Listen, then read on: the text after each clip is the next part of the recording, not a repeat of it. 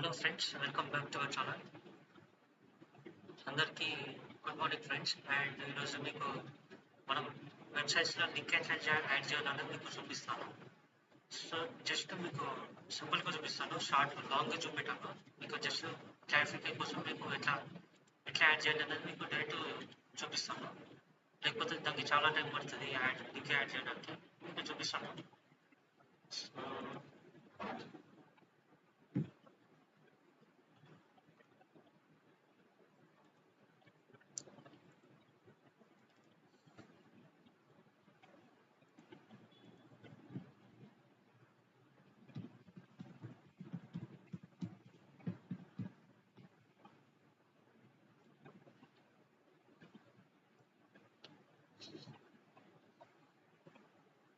ఇక్కడ పేజెస్ ఉంది కదా, సో దాన్ని ఓపెన్ చేసి ఇప్పుడు మనం ఫస్ట్ హోమ్ పేజ్ ఎడిట్ చేయాలనుకుంటున్నాం కాబట్టి దానికి లింక్స్ యాడ్ చేయాలనుకుంటున్నాం కాబట్టి ఎడిట్ ఎలిమెంట్ వెళ్ళి ఇక్కడ మనం న్యూ ట్యాబ్ చేసుకోండి.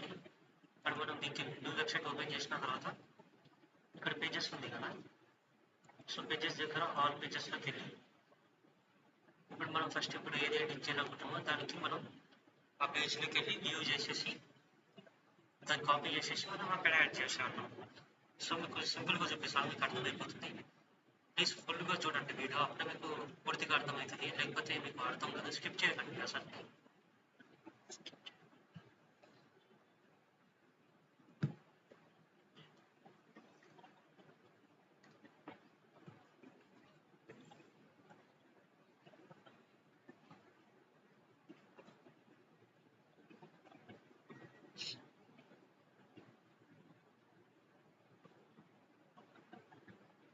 సో ఇప్పుడు ఇక్కడ కాంటాక్ట్ ఉంది కదా, కాంటాక్ట్.